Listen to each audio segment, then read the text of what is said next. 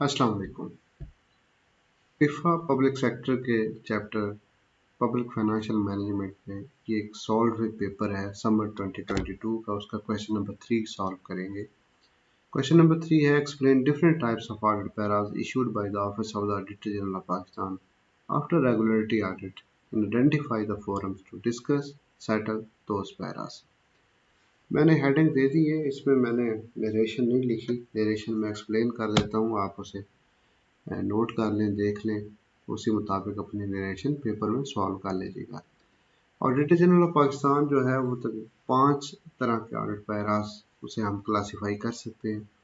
सबसे पहले जब फील्ड ऑडिट टीम ऑडिट करने जाती है किसी डीडीओ का, किसी फार्मेशन का, किसी यूनिट का या किसी प्रोजेक्ट ऑफिस का या किसी भी ऑडिटेबल यूनिट का करने जाती है, तो सबसे पहले जो फील्ड ऑडिट टीम का जो इंस्पेक्टिंग ऑफिसर होता है वो ऑडिट ऑब्जर्वेशन इशू करता है। बाज़ डिपार्टमेंट उसे ओएस स्टेटमेंट भी यानी ऑब्जर्वेशन स्टेटमेंट भी कहते हैं, बाज़ सिंपल ऑब्जर्वेशन कहते हैं, बाज़ उसे ऑडिट ऑब्जर्वेशन कहते हैं। तो ये इशू की जाती है, ये इंस्पेक्टिंग ऑफिसर ऑडिटर जनरल के बिहाफ पे इशू करता है। उसके बाद वो अपनी इस ऑब्जर्वेशन की जो एआईआर बनाता है उसके 2 हिस्से करता है।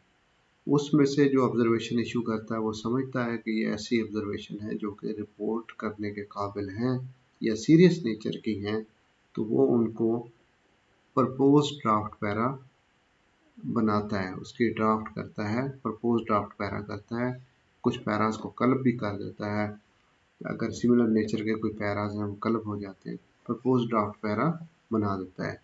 बाकी ऐसे पैराज जो वो समझता है, जो ऑडिटर समझता है कि वो बिल्कुल रेगुलर नेचर के हैं, रूटीन नेचर के हैं, ऑर्डिनरी नेचर के हैं, जिसकी फर्द तौर पर कंप्लाइंस हो सकती है, जिसे रिपोर्ट नहीं किया जा रहा, या तो वो ऐसे पैराज जो हैं वो पार्ट 2 के पैरा कहलाते हैं। वो रिपोर्ट के अंदर मौजूद होते हैं, जो कि बार बार डिस्कस होते हैं। अगर उनकी कंप्लाइंस ना हो तो उन्हें भी प्रपोज ड्राफ्ट पैरा के तौर पे अटेम्प्ट किया जाता है।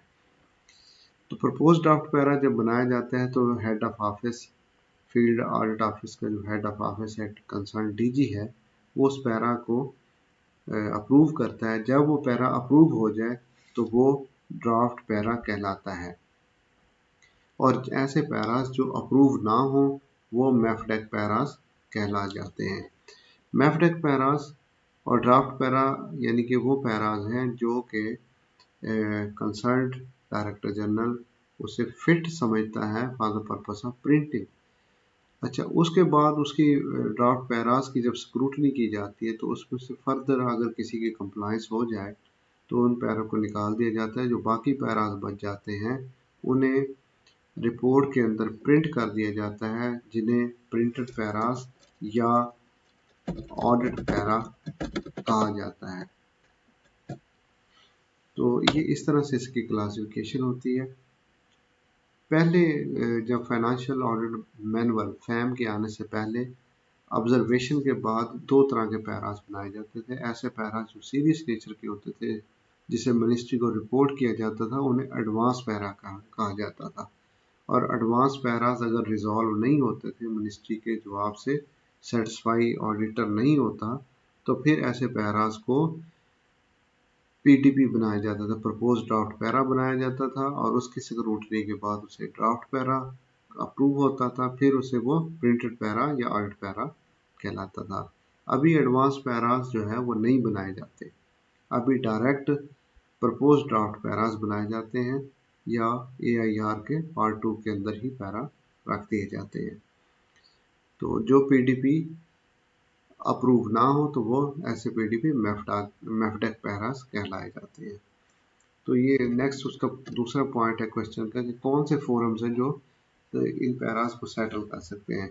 तो पार्ट 2 के जो पैराज हैं, जो एआईआर के पैराज होते हैं, उनको डायरेक्टर जनरल कंसर्न्ड मिनिस्ट्री के साथ उनकी कंप्लाइंस की रोशनी में, उनकी ऑडिट जो ऑब्जर्वेशन दी है उसकी कंप्लाइंस की रोशनी में या उसके जवाब की रोशनी में, जो भी उसकी सेटलमेंट की सूरत हाल होती है, अगर वो कंप्लाइंस हो गई है तो वो डायरेक्टर जनरल उसे इन राइटिंग रिकॉर्ड करके उसे सेटल कर देता है।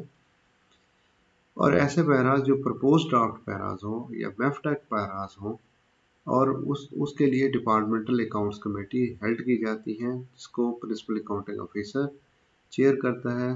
सीएफओ उसका डीएसी का सेक्रेटरी होता है, और 2 मेंबर्स हैं, डायरेक्टर जनरल ऑडिट और फाइनेंस का जो रिप्रेजेंटेटिव है वो उसके मेंबर्स होते हैं। वहाँ पे ये पैराज डिस्कस होते हैं, जो पीडीपीज पैराज होते हैं।